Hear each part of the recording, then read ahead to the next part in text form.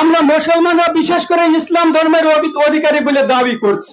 তো ইসলাম ধর্মটা কি আমার নবী মুহাম্মদ সাল্লাল্লাহু আলাইহি ওয়াসাল্লাম থেকে শুরু হয়েছে, না পূর্বে ইসলাম ছিল? এই বিষয়টি আমি সংক্ষিপ্ত কিছু কথা বলে পরবর্তী বক্তাগণের কাছে সিরিয়াল মোতাবেক সুন্দর কথা বলবেন, তিনারা আপনারা শ্রবণ করবেন। কারণ আমার নবী মুহাম্মদ সাল্লাল্লাহু আলাইহি ওয়াসাল্লামের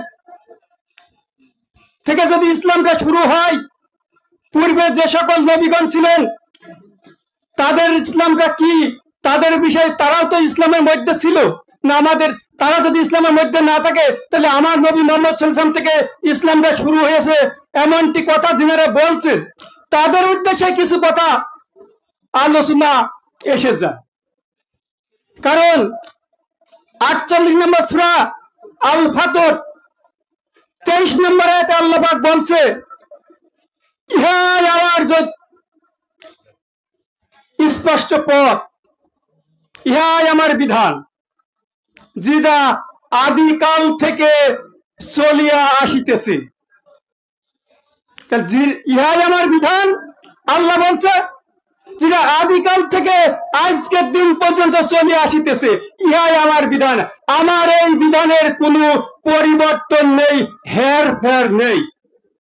যেটা সূরা হজের 77 নম্বর আয়াতে আবারও আল্লাহ বলল, লা তাবদিলা সুন্নাতাল্লাহ, আমার এই সুন্নতের কোনো পরিবর্তন নাই, হেরফের না। তাহলে ইসলামটা সূচনা আদিকাল থেকে ওই আদম আলাইহিস সালামের আমল থেকে যেভাবে শুরু হয়েছে আজকের দিন পর্যন্ত একই অবস্থায় একইভাবে আছে। এই ইসলামের কোনো পরিবর্তন নেই, হেরফের নেই। এটাই সূরা আল ফাতর 23 নম্বর আয়াতে পরিষ্কার ভাবে আল্লাহ পাক বলে দিলেন। তারপরেও আমার সমাজের কিছু মানুষ আছে যারা বলছেন যে আজকে 5 ওয়াক্ত সালাত কায়েম করা যে ধর্মটা আমরা পালন করছি, এই ধর্মটা আমার নবী মুহাম্মদ সাল্লাল্লাহু আলাইহি ওয়াসাল্লাম মেরাজ থেকে নিয়ে এসেছে। পূর্বের নবী আদমের জামানায়, ঈসার জামানায়, মুসার জামানায় যে যে ধর্মের যেমন যেমন ছিল আমাদের এটা দেখার বিষয় নাই। আমার নবী মুহাম্মদ সাল্লাল্লাহু আলাইহি ওয়াসাল্লাম 5 ওয়াক্ত সালাত কায়েম করা, এই হুকুমটা আল্লাহ পাক মেরাজে নবী মুহাম্মদ সাল্লাল্লাহু আলাইহি ওয়াসাল্লামকে ডেকে এই 5 ওয়াক্ত সালাত উনার পরে জাহির করে দিয়েছে। এক শ্রেণীর মানুষ বলছে, অধিকাংশ মানুষই বলছে, তারা বলছে 5 ওয়াক্ত না, আগে 50 ওয়াক্ত দিল। তারপরে পথের মধ্যে আস্তে আস্তে মুসা নবীর সাথে যখন দেখা হলো, তখন মুসা নবী তখন তাকে বলল যে তোমার উম্মতরা এই 5 ওয়াক্ত 50 ওয়াক্ত সালাত কায়েম করতে পারবে না। তখন আমার নবী মুহাম্মদ সাল্লাল্লাহু আলাইহি ওয়াসাল্লাম ফিরে আবার আল্লাহ পাকের কাছে গেল, যে এতেই কমিয়ে সেটা কেটে 5 ওয়াক্ত নিয়ে এসে বহাল রাখল। এই 5 ওয়াক্ত বহাল রেখেছে, তাই আমরা বর্তমান প্রচলিত ইসলামের মধ্যে যেটা আমরা পালন করছি, অধিকাংশ মানুষ সেটা কিন্তু এই 5 ওয়াক্তই পালন করছে। আমার প্রশ্ন, ওই সমস্ত শিক্ষিত জ্ঞানীগুণী জ্ঞান পাপীদের কাছে, যেটা মুসা নবী ছিল আমার নবী মুহাম্মদ সাল্লাল্লাহু আলাইহি ওয়াসাল্লামের জন্মের মিনিমাম 500 বছর 1000 বছর পূর্বে মুসা নবী আবির্ভাব হয়েছিল। তো মুহাম্মদ সাল্লাল্লাহু আলাইহি ওয়াসাল্লাম আল্লাহর কাছে নামাজটা নিয়ে আসছে, তো 1000 বছর পূর্বে ওখান থেকে কিভাবে পথের মধ্যে ওনার সাথে দেখা হলো? যে সমস্ত জ্ঞান পাপী শিক্ষিত আলেম সমাজে বলেন, তাদের কাছে আমার প্রশ্ন, যদি ন্যূনতম তাদেরকে ভাষা জ্ঞান থাকতো তাহলে এই কথাটা তারা বলতো না যে মুসা নবীর সাথে দেখা হওয়ার পরে উনি বলার পরে আবার কমিয়ে সেটা কেটে 5 ওয়াক্ত সালাত নিয়ে এসেছে। ধরে নিলাম, তাদের কথাই নিলাম যে 5 ওয়াক্ত সালাত মুহাম্মদ সাল্লাল্লাহু আলাইহি ওয়াসাল্লামের পরে জাহির করেছে, আল্লাহ পাক মেরাজে যে দিয়েছে মুহাম্মদ সাল্লাল্লাহু আলাইহি ওয়াসাল্লাম সেটাই পালন করেছে, আমরা সেটা পালন করছি, তাতে আমাদের আপত্তি না। কিন্তু ওই যে সূরা আল ফাতর 23 নম্বর আয়াতে যেটা বলল, প্রাচীন কাল থেকে যে আমার বিধান, আল্লাহ বিধান একই বিধান, ওই কিয়ামতের আগ পর্যন্ত একই বিধান থাকবে। তাহলে প্রাচীন কালে যখন আদম আলাইহিস সালামকে সৃষ্টি করা হলো, সৃষ্টি করে বেহেশতে রাখা হলো, এই বেহেশতে রেখে তাকে যখন ফেরেশতার মাধ্যম দিয়ে সেজদা দিতে বলা হলো, ফেরেশতারা আদমকে সেজদা দিল, আজাজিল সেজদা দিল না, বিদায় কাফের হইল। তাহলে আদম আলাইহিস সালামের জামানায় ইসলামটা যদি আদম আলাইহিস সালামকে সেজদা করার মাধ্যম দিয়ে ইসলাম হয়, আর নবী মুহাম্মদ সাল্লাল্লাহু আলাইহি ওয়াসাল্লামের জামানায় যদি 5 ওয়াক্ত জুমা জামাত করাটা যদি ইসলাম হয়, তাহলে তো ওই আদমের জামানার ইসলামের সাথে নবী মুহাম্মদ সাল্লাল্লাহু আলাইহি ওয়াসাল্লামের জামানার ইসলামের পার্থক্য হয়ে যায় না? ইসলামের মধ্যে তো কোনো পার্থক্য নয়। কিয়ামতের আদম থেকে শুরু করে কিয়ামতের আগ পর্যন্ত আল্লাহ পাকের বিধান একই বিধান, এই বিধানের কোনো হেরফের পরিবর্তন হবে না। যেটা যদি 5 ওয়াক্ত হয়ে থাকে, এখন যেমন আছে পূর্বের 5 ওয়াক্ত ছিল, আর তা যদি না থাকে পূর্বে যেমন আদম আকারে আকৃতিতে আল্লাহ বিশ্বাস করে আদমকে সেজদা করাই ইসলাম, এখনো বর্তমানে ওই আদম আকৃতি রসুল আকৃতিতে আল্লাহকে সেজদা করাটাই ইসলাম। যেটা আমি সংক্ষিপ্ত করে একটা উদাহরণের মাধ্যমে আপনাদেরকে অবগত করতে চাচ্ছি, যেটা যে পূর্বের ইসলামটা যখন আদম কবে আল্লাহকে সেজদার মাধ্যমে ছিল, বর্তমান ইসলামটা 5 ওয়াক্ত যদি হয় তাহলে অনেকটা হেরফের, যত ঘুরি পেছে আমরা বলি না কেন, একটা প্রশ্ন আমাদের মনে থেকেই যাচ্ছে। সেই 1400 আদম আলাইহিস মুহাম্মদ সাল্লাল্লাহু আলাইহি ওয়াসাল্লাম যদি 1400 বছর আগে উপাত হয়, তাহলে নিশ্চয়ই আদম আলাইহিস সালাম 342 বছর পূর্বে উপাত হয়ে গিয়েছে। এখন এই তখন করে ইসলামটা আদম কবে আল্লাহকে সেজদা ছিল না 5 ওয়াক্ত ছিল, এটা নিয়ে যদি আমরা তর্ক বিতর্ক করতে হতে তো রাত দিন পুড়িয়ে যাবে, তর্কের সমাধান হবে না। তা আমি একটু ওই জায়গায় ইয়াসিড পরীক্ষা করার মতন আমি একটু বর্তমান প্রচলিত ইসলামটাকে একটু ইয়াসিড পরীক্ষা করার মতো একটু পরীক্ষা করে নিই। যদি এটা 5 ওয়াক্তটা বহাল হয়, আমাদের তো বিন্দু পরিমাণে আপত্তি নাই, কারণ পূর্বের ইসলামটা ছিল ওই আদম কাবাই আল্লাহ বিশ্বাস করে ফেরেশতাদেরকে হুকুম দিল, ফেরেশতারা সেজদা করলো এবং মুমিন হলো। তাই প্রথম মুমিন হচ্ছে ফেরেশতারা। আজাজিল সেই সেজদা না করে কাফের হলো, প্রথম কাফের হচ্ছে আজাজিল শয়তান। তাই মুমিন হচ্ছে ফেরেশতারা, কাফের হচ্ছে আজাজিল শয়তান। এখন এই যে বর্তমান আল্লাহ পাকের যে বিধান, এই বিধানটাকে আমরা যেটা অ্যাসিড পরীক্ষা করার মতো একটা পরীক্ষা করতে চাচ্ছি, সেটা হচ্ছে এটাই, যেমন কিছুদিন আগে আমাদের মধ্যে বাংলাদেশে একটা নির্বাচন হয়ে গেল না? তা আমি এই 6টা ভোট হয় 42 বছর পূর্বে তো আমার যাওয়ার, আমি তো তখন ছিলাম না। তখন কোনটা সত্য ইসলাম ছিল? মোহাম্মদ ইসলাম ছিল, হোসেন ইসলাম ছিল, আদম আলাইহিস সালাম ইসলাম ছিল, এটা তোমাকে বলার মতো কোনো যোগ্যতা নাই। এই জন্য নাই, এই উদ্দেশ্যে আমি তাদেরকে বলতে চাচ্ছি এটা, যে ওই সময় তো আল্লাহ পাক ছিল, ফেরেশতা ছিল, নবী মুহাম্মদ সাল্লাল্লাহু আলাইহি ওয়াসাল্লাম যদি না থাকে তো আদম আলাইহিস সালাম তো ছিল, দোজখ ছিল, বেহেশত ছিল, এবং আজাজিল শয়তান, এরা নাই নবীগণ নাই উপাত হয়ে গিয়েছে, কিন্তু আজাজিল শয়তান তার উপাত হয়নি, এরা তো সবাই ছিল। তাহলে আমি এদেরকে তাদেরকে একটু হাজির করে তাদের কাছে একটু প্র্যাকটিক্যাল পরীক্ষা নিয়ে অ্যাসিডটা পরীক্ষা করে আমি পরবর্তী বক্তার কাছে দেব। জয় গুরু। কারণ হচ্ছে আমি যেমনটা কিছুদিন আগে বাংলাদেশে একটা নির্বাচন হয়ে গেল, যে পক্ষ পাশ করলে তারা সংবিধানে গিয়েছে, সরকার গঠন করেছে, বাংলাদেশটা পরিচালনা করছে। তা আমাদের পক্ষ হচ্ছে 2টা, একটা হচ্ছে আদম কাবাই আল্লাহকে সেজদা করার প্রতীক, আরেকটা হচ্ছে আদম কাবাই আল্লাহকে সেজদা না করার প্রতীক।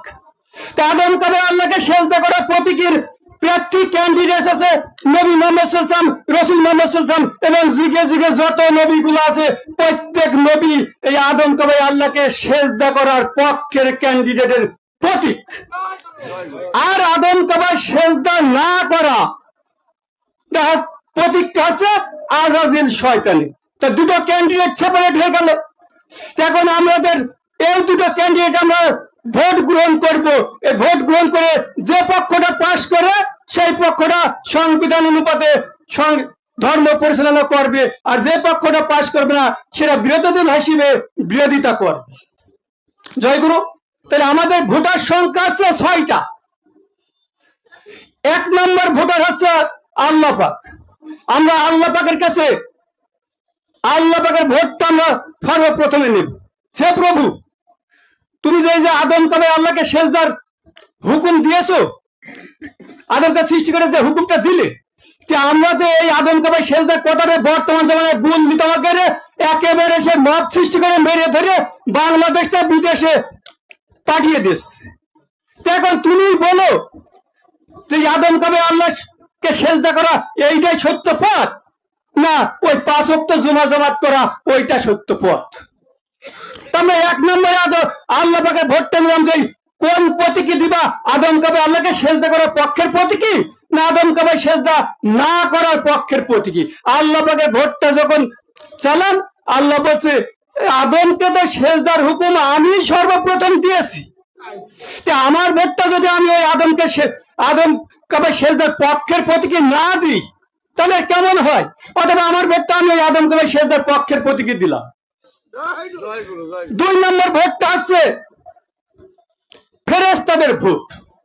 ফেরেশতাদেরকে বলা হলো তোমরা তো এখন নাই, ওই যুগে যুগে অসংখ্য নবী রাসূল মরে গিয়েছে, কিন্তু ফেরেশতা তোমরা তো তখনও ছিলে, এখনো আসো, তোমাদের ভোটটা এখন তো ভোটাভুটি শুরু হয়ে গিয়েছে। তোমাদের ভোটটা কোন পক্ষে দিবা একটু দাও। যেহেতু আদম কাবা সেজদার পক্ষের প্রতীক একটা, আর আদম কাবা সেজদার না করার পক্ষের প্রতীক একটা। আদম কাবা সেজদার পক্ষের প্রতীক আছে রসুল, না করার পক্ষের প্রতীক আছে আজাজিল শয়তান। ফেরেশতারা বলছে আমরা তো পূর্বে ওই আল্লাহ যখন হুকুম করেছে তখন আমাদের ভোটটা তো ওই সেজদা নামক যে প্রতীক আদম কাবা সেজদা করে আমরা প্রথমেই করেছি। তো প্রথম যখন করেছি তখন আমাদের ভোটটা আদম কাবা সেজদার পক্ষের প্রতীকই দিলাম। 2টা ভোট পালা। 3 নম্বর ভোটটা হচ্ছে রসুলের নিজের ভোট। রসুলকে যখন বলা হলো যে তোমার ভোটটা তুমি দাও, তুমি তো ক্যান্ডিডেট, আদম কাবা সেজদার পক্ষের প্রতীকের তো ক্যান্ডিডেট, তা তোমার ভোটটা তুমি দাও। তো রসুল বলছে আমি তো নিজেই আদম কাবা সেজদা গ্রহণকারী, আদম কাবা সেজদার পক্ষের প্রতীকী যখন আমি দাঁড়াইছি তখন আমার ভোটটা আমি ওই আদম কাবা সেজদার পক্ষের প্রতীকী দিলাম। 4 নম্বর ভোটটা আছে আজাজিল শয়তানের ভোট। এই আজাজিল শয়তান বলছে সূরা আনামের 112 নম্বর 1, যেটা সংবিধান, পূর্বে থেকেই তো ওই আদম রসুলের সাথে মোহাম্মদ রসুলের সাথে ঈসা মুসা সকল নবীগণ রসুলগণের সাথে আমার শত্রুতা, যেটা সূরা আনামের 112 নম্বর 1 স্পষ্ট দলিল। আমি তো আমার ভোটটা আমার ওই শত্রু পক্ষকে তো দিতে পারিনি, তাই আমার ভোটটা আমি আদম কাবা আল্লাহকে সেজদা না করার পক্ষের প্রতীকে দিলাম। তাহলে আজাজিনী ভোটটা পালাম আদম কাবে আল্লাহকে সেজদা না করার পক্ষের প্রতীক। 5 নম্বর ভোটটা হচ্ছে বেহেশতের ভোট। বেহেশতকে বলা হয় না যে তোমার ভোটটা তুমি দাও, তখন বলছে আমি তো ওই আদম কাবায় যখন পূর্বে ফেরেশতারা সেজদা করে আমার বুকের উপরে বসেই তো সেজদা করেছে, আমি তো তাকিয়ে তাকিয়ে দেখেছি। অথবা আমি তো আজীবন ধরেই ওই আদম কাবাই সেজদার পক্ষের প্রতীকে ভোট চেয়ে যাচ্ছি। আমার ভোটটা তো আমি ওই আদম কাবাই সেজদার পক্ষের প্রতীকে দিলাম। 6 নম্বর ভোট হচ্ছে দোজখের ভোট। দোজখকে বলা আছে তোমার ভোটটা তুমি দাও, তখন দোজখ বলছে যে আমি তো ওই আজাজিলের ক্যান্ডিডেট, আজাজিলের এজেন্ট, তা আমি যখন আমার ক্যান্ডিডেট পাস করুক আর ফেল করুক আমার ভোটটা সারা জীবন যখন আমি এই আজাজিলের ক্যান্ডিডেট হিসেবে ভোট চেয়ে বেড়েছি আদম কাবে আল্লাহকে সেজদা করো না করো না করো না বলে, এখন তো আর আমি আমার ক্যান্ডিডেটের বিপক্ষে যেতে পারিনি। আমি যদি আজকে আমি যে প্রতীকী আদম কাবে সেজদা না করার পক্ষের প্রতীকী সারা জীবন যখন ভোট চেয়ে গেলাম, আজকে যদি আমি ওখানে ভোটটা না দিই আমার ক্যান্ডিডেটের সাথে সবচাইতে বড় বেঈমানি আহম্মক করা হবে। অতএব আমি আমার ক্যান্ডিডেট পাশ করুক আর ফেল করুক ওটা আমি দেখার বিষয় নাই, আমার ভোটটা আমি ওই আদম কাবায় সেজদা না করার পক্ষের প্রতীকে দিলাম। তাহলে 6টা ভোট আমাদের পোল হইল। আমরা এখন ভোট গণনা শুরু করব। ভোট গুনে যিনি যে প্রার্থী পাশ করে সেই প্রার্থী সরকার গঠন করবে, সেই প্রার্থীর সরকার গঠন অনুপাতে যেমনটা বাংলাদেশ চলছে তেমনটা আমাদের ধর্মীয় বিধানটাও সেটা চলবে। সেটা কি? তাহলে ভোট গণনা শুরু করে 1 নম্বর ভোট আল্লাহ পাকের ভোট, যেটা আদম কাবায় আল্লাহকে সেজদার পক্ষের প্রতীকী রসুলের দিয়েছে, একটা ভোট পেলাম। 2 নম্বর ভোট ফেরেশতাদের ভোট, আদম কাবায় আল্লাহকে সেজদা করার পক্ষের প্রতীকী ফেরেশতাদের ভোটটা পেলাম, 2টা ভোট পেলাম। 3 নম্বর ভোটটা হচ্ছে রসুলের ভোট, যেটা আদম কাবায় আল্লাহকে সেজদা করার পক্ষের প্রতীকী পাইছি, 3টে ভোট পেলাম। 4 নম্বর ভোটটা হচ্ছে বেহেশতের ভোট। বেহেশতের ভোটটাও আমরা আদম কাবায় আল্লাহকে সেজদা করার পক্ষের প্রতীকী পাইছি। তাহলে 4টে ভোট আমরা পেলাম আদম কাবায় আল্লাহকে সেজদা করার পক্ষের প্রতীকী। আর 2টা ভোট থাকলো আজাজিলের ভোট এবং দোজকের ভোট। এটা হচ্ছে আদম কাবায় আল্লাহকে সেজদা না করার পক্ষের প্রতীকী পালা। তাহলে ওদিকে রসুল পেলে 4 ভোট, আজাজিল পেলে 2 ভোট।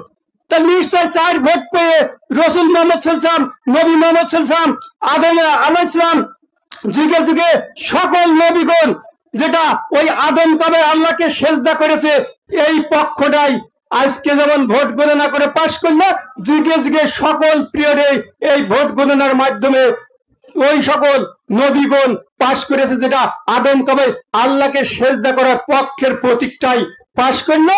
এখন এই আদম কাবায় আল্লাহকে সেজদা করার পক্ষের প্রতীকের সংবিধান অনুপাতে বাংলাদেশ চলবে, ধর্মীয় বিধানটা চলবে। সেটা তোমরা আলেম সমাজ বলছো মন গড়া ভাবে যে নবী মোহাম্মদ সাল্লাল্লাহু আলাইহি ওয়াসাল্লামের জামানায় 5 ওয়াক্ত জুমা জামাত ছিল, আর আদম আলাইহিস জামানায় ওই আদম কাবায় আল্লাহকে সেজদা করা এটা তো ইসলাম ছিল। ইসলামের বিধানটা 2 রকম হতে পারে না, যেটা স্পষ্ট দলিল ওই সূরা আল ফাতর 23 নম্বর আয়াত, সূরা হজের 77 নম্বর আয়াত, এটা স্পষ্ট দলিল। তাই সকল মানুষকে এই আদম কাবায় আল্লাহকে সেজদার পক্ষের প্রতীকে আসার জন্য একজন সমগ্র তথা রসুল ধরে বায়াত গ্রহণ করার জন্য বায়াত গ্রহণ করে ওই আদম কাবায় সেজদা করে আজাজিল শয়তান থেকে মুক্তি লাভ করে আদম কাবায় আল্লাহকে সেজদা করে যাওয়ার জন্য সকলকে উদাত্ত আহ্বান জানিয়ে আমি আমার সংক্ষিপ্ত বক্তব্য এখানে শেষ করলাম।